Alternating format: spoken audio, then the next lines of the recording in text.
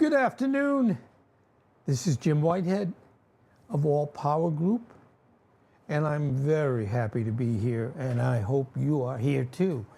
But if you're not, you wouldn't have even you would have heard that. Anyway, okay, what we're going to do today, yes, I'm an Animal Channel, thank God, and luckily, in general, you can find good things, interesting things, things you learn along the way. Now, this particular presentation is somewhat paradoxical because, I like paradoxes, If you turn left, you can't go right, you go right, you go left. Things that you go, whoa, that's pretty interesting. So what the title of this is, are our animals actually happy? And hopefully as you get through what I'm going to go through with you, they will help us both answer that question. With being an animal lover and having so many people like me, we never would say, I don't want my animal to be happy, whether it's a cat, a dog, a horse, a pig. I can go on and on and on. But in the sense that you have to be careful because they have a whole different point of view, is probably a good way of saying it. So hopefully this will bring you a little bit more into what I now understand as to gearing up and understanding if my animals are actually happy. And by the way, there's a thunderstorm right on top of us, and I hope you don't hear it, but we need the rain. South Florida, we usually have a lot of rain, but we went up until about 5 days ago for 2-3 months without any rain at all, and it was hot, so it wasn't where, well, it's cool, no big deal. So anyway, let's get started here. While there isn't a formally recognized happy animal paradox in philosophical or scientific literature, the concept you're likely alluding to touches upon several intriguing ideas related to animals' well-being and our animal perception of their happiness. We might see a dog come up to us. I mean, cats, you never know whether they're happy or not sometimes. But dogs, more or less, they wag their tail. They even sometimes, I guess you would say, smile. So you might be saying, hey, they're happy. And if they're happy, I'm happy. Anyway, we can explore this by considering a few facets that might lead one to describe such a paradox. The paradox of unknowing bliss versus human awareness. Now, the dog you see on the picture is sleeping, and if they were upset or scared or worried, they might not be sleeping like that. But let's keep going. The happy animal, imagine a wild animal, a deer grazing, like you see, in a meadow, a bird singing, a cat basking in the sun.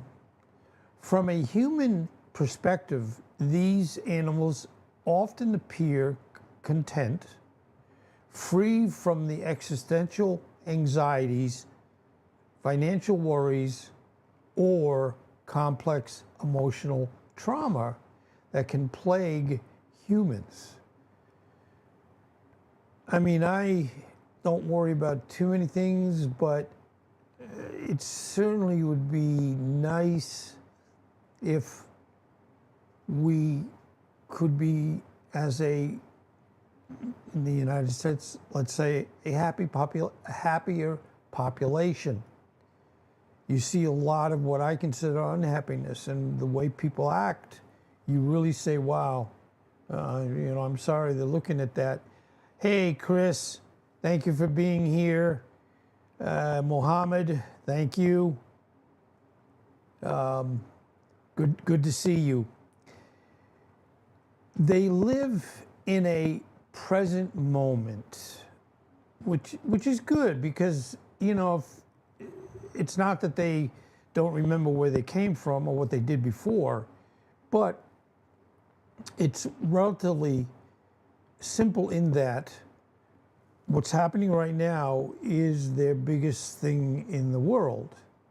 And it's whether they're with you, eating, sleeping, etc. They live in the present moment.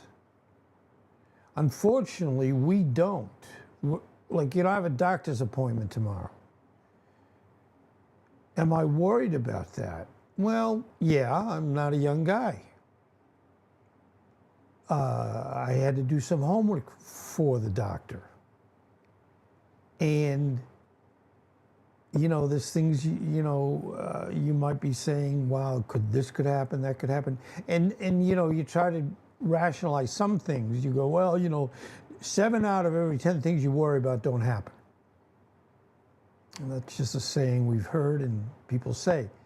But you get into if, you say, okay, 7 of the 10 things aren't going to happen. That means, in the way that saying goes, that means 3 of the things could happen. And you, and I wish we had, we don't have a choice. We don't have a choice to say, I'm going to choose the 7 things that don't happen or the 3 things that do happen. Just can't do it. It's just a rationalization that don't worry, most of the time with the odds, you're going to be okay. But you don't know. So they often exhibit behaviors that we interpret as joy or satisfaction. This leads to the perception of a simple, unburdened happiness. And I'll be the first to admit, I don't worry too much about everything, but I worry enough because, in essence, things happen and you don't expect some things. And we always do, at least the way I've managed my life. I don't go down roads that I automatically think are going to, I'm going to drive into the lake. As an aside on driving into lakes, I've always been amazed. This is just a side little joke. When somebody is using a GPS, they don't know where they're going. GPSs are very, very good in most respects. They get better all the time. But you occasionally will read of someone following a GPS, direction process, and it takes them to drive in, and they drive into a lake.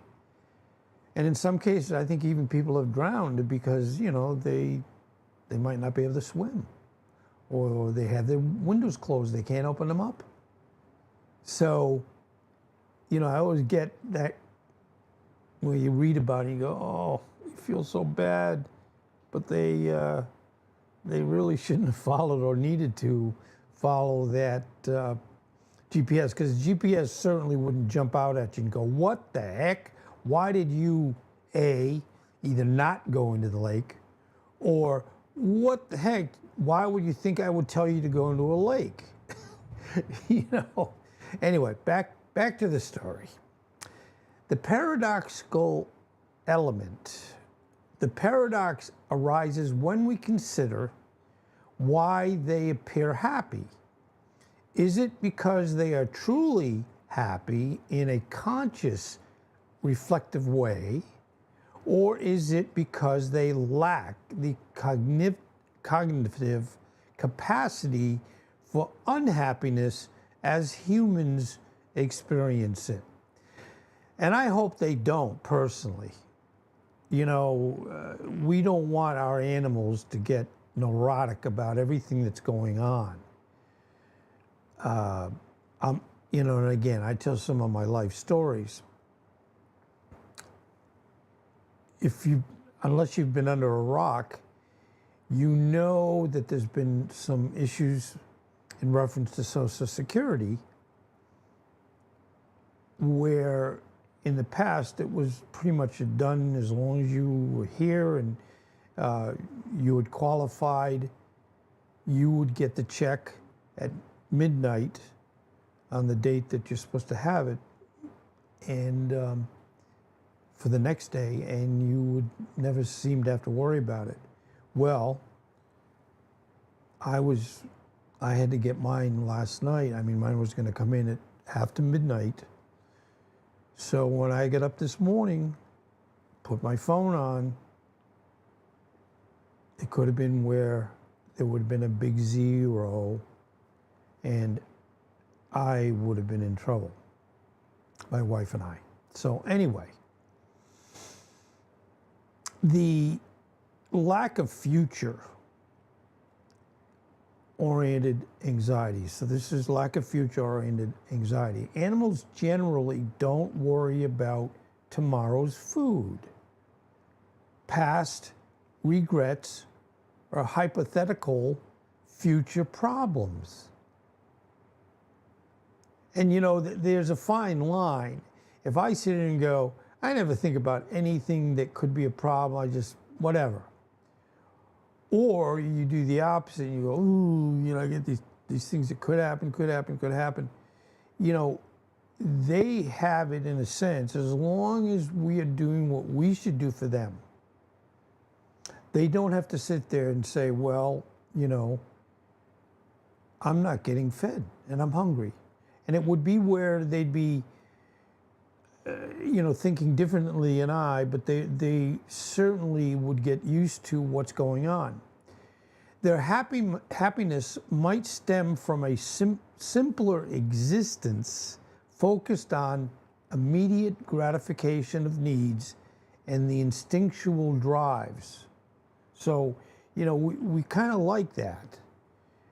You know, and there's what we think is a happy dog, and I hope the dog is happy, because the dog is wagging his or her tail, and on the outset, or what it appears is that's a happy dog. Looks like the dog is smiling, but maybe not. We just don't know for sure. And you might say, Jim, this is a weird topic, and it is, But what I like to do is thinking out of the box a little bit. You know, we think if something we know happens, it's good and we're happy, or something is not happening and we're not happy. Animals, luckily, don't get into too much of going back in history and saying, well, you know, last week on Tuesday, I had a bad day, and today is Tuesday, so maybe I'm going to have a bad day. No, they won't do that. It's like, you know, today is a good day. They don't say, I hope tomorrow's a good day, or yesterday was a good day. But they do know today's a good day. Hopefully it is a good day. Anyway, while some animals show signs of self-recognition, because again, you have, as we do with humans, we have those that are on the high IQ level, and then you have those that are not. And so even within humans, the process of thought is different from our background, our intelligence, and our history. You know, you hear people say a lot of times, especially as they get older, and I've said it a lot, I wish being, and I'm 75, and I know I say that about every presentation. You know, you kind of want to say everything is good, and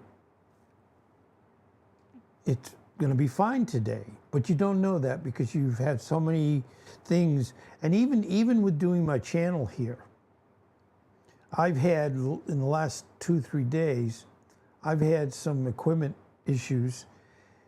I don't want to say it's all somebody else's fault or the equipment's fault, but and that's, I guess, what you might say, whether my voice sounds terrible. And yes, I check everything, make sure this is that, and I'm certainly looking at myself talking. And I have, when I look over to my right, your left, I'm looking at a software that's showing me my voice, you know, going up and down. And, you know, obviously I have to be careful not to yell.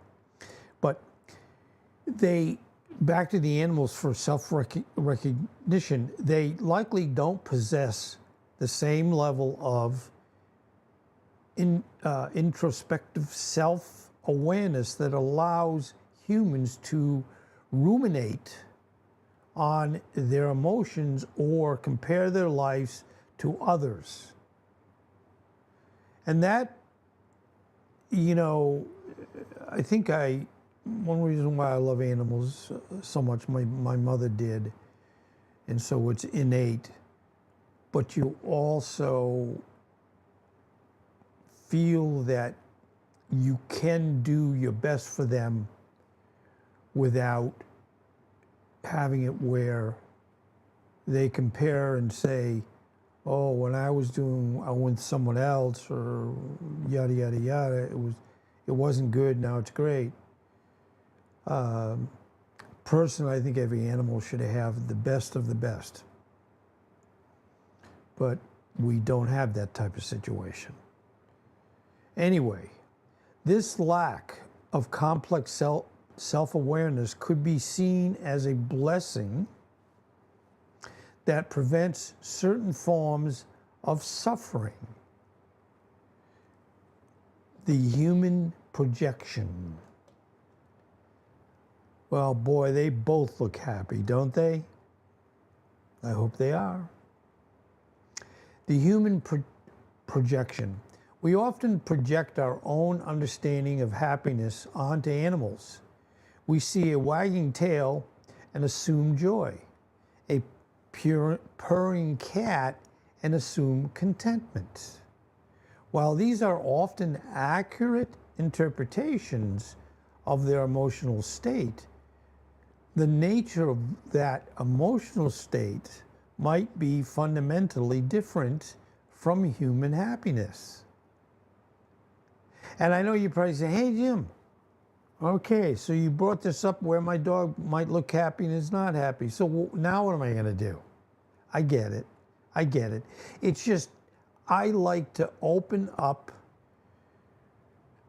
different thinking and doing your best to maybe work on reading your animal's ups and downs more than comparing it to our ups and downs. Anyway, the paradox of control and suffering in domestication. Because, you know, we're talking about, in general, we're talking about different animals that, you know, some are out in the middle of the woods and don't see people, which is probably good. Others are living with people, and that's sometimes good. So it's not where, you know, you would say all animals in the woods are happy and all the animals in my living room are happy. No, you can't do that. The happy pet, domesticated. A well cared for pet, a dog with a loving owner, a cat with ample food and warmth, often appears profoundly happy. They receive affection, play, and security. Their lives are arguably much easier and safer than their wild counterparts.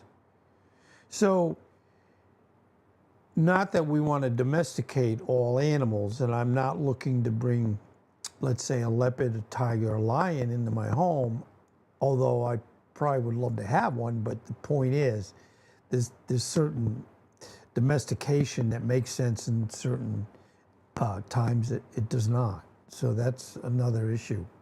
The paradoxical element, this leads to a different kind of paradox, particularly in the context of animal welfare ethics. Humans imposed constraints. These happy domesticated animals are entirely reliant on humans for their well-being. Their happiness is contingent on human benevolence and control. They have little to no autonomy over their lives, their reproduction, or even their movements. Don't get on the couch. Don't do this. Don't do that. You know, it's kind of sometimes tough. The potential for hidden suffering, gotta look for this. Even in seemingly happy domestic situations, animals can experience suffering due to boredom, lack of stimulation, genetic predispositions to illness, or subtle forms of neglect that humans might not recognize. You know, my wife is away today, and I'm in my building where I do my work, and she generally doesn't like to, my little Shih Tzu, 11-year-old Jamie, does not really, for some reason, like to come over here. So she's in the home. My wife's not here. She doesn't generally eat. She doesn't move. And even, and I don't take it personally, but when I go over, she's kind of like, yeah, okay, well, half is okay, but not really good. And when my wife comes home, should be home probably in about 3 hours, it's like the world just became wonderful.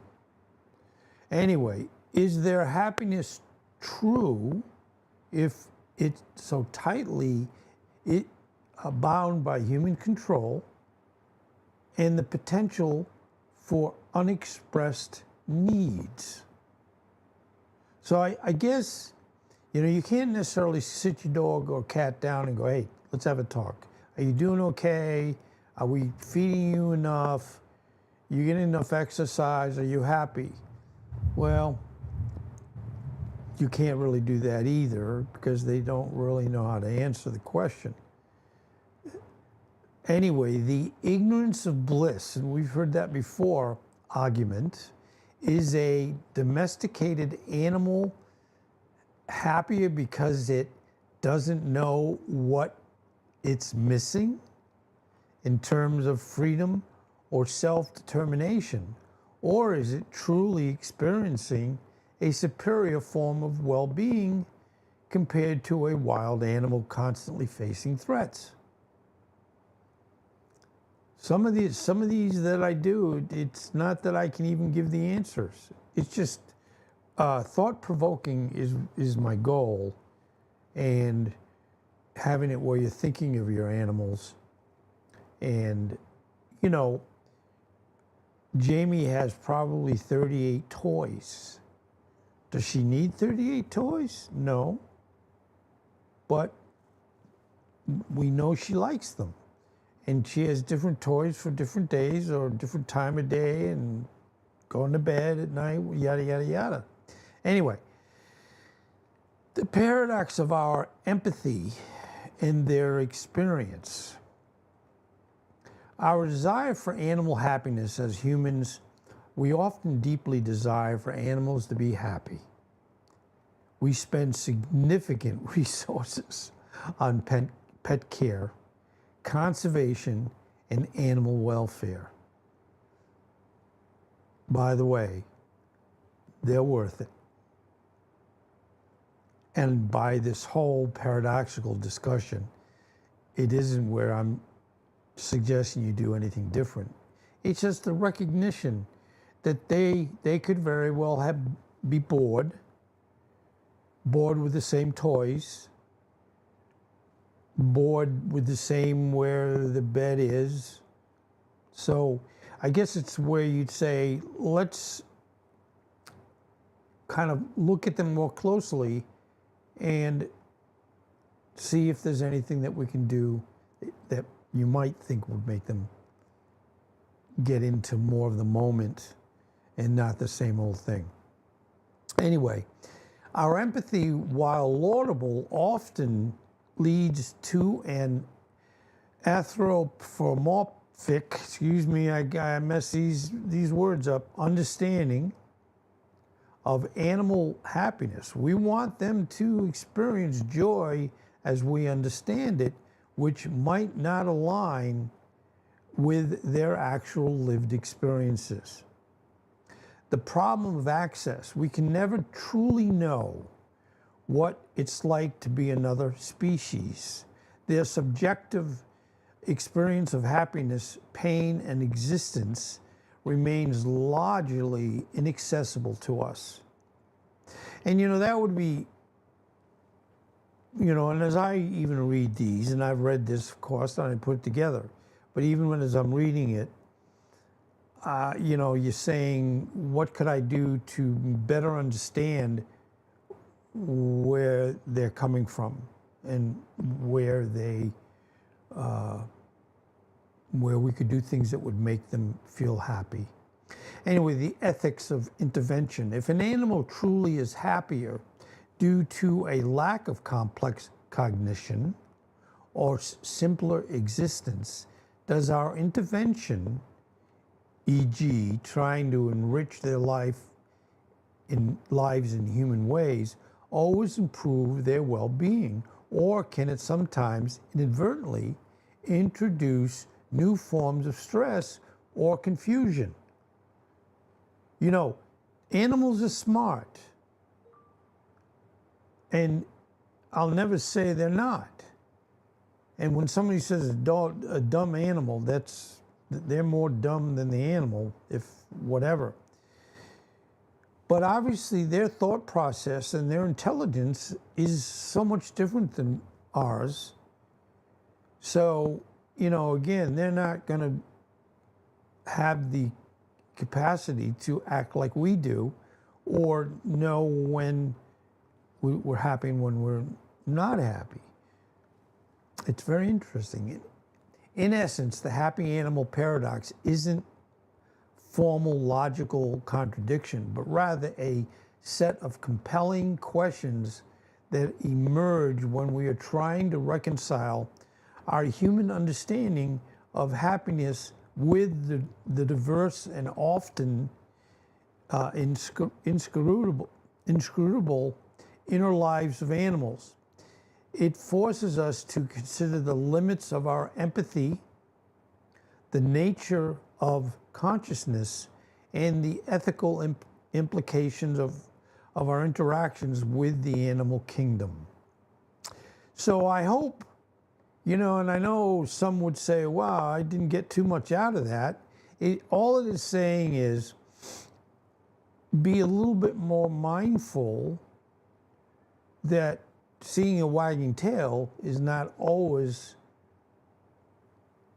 a sign of it being the same level of happiness. And I can tell you that when I go and see Jamie, and I will after I do this, and she, I know, is happy to see me, and I might see her tail move a little bit. But when my wife comes home, because my wife, we both do things, but my wife's in the home during the day most of the time, and I'm usually out here working in my office. And so she's just used to someone being with her, Jamie. So anyway, I hope you got a little bit out of that. I did when I read it and recognized that I can do a better job than not knowing the expectations. You shouldn't, again, the bottom line on this, because your cat meows or your dog wags its tail, doesn't mean that they're at the level of happiness that you would want them to be, and not bored stiff and having something that they can look forward to in what they would look forward to. Anyway, thank you for being here. Subscribe and like or dislike. I never, ever want somebody to say, yeah, this is great. It's not. Please.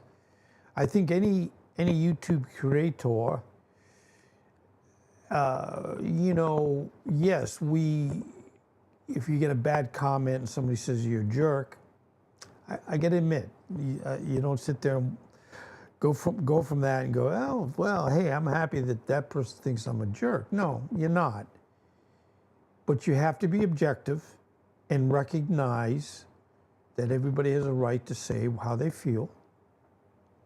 And as long as they're saying it in the sense that this is how they actually feel. And I think that's probably the whole thing with this animal presentation, is where you can read if they actually are happy or everything is good with them. So thank you again for being here, and I will hopefully see you again. And please stay well. And again, thank you for being here.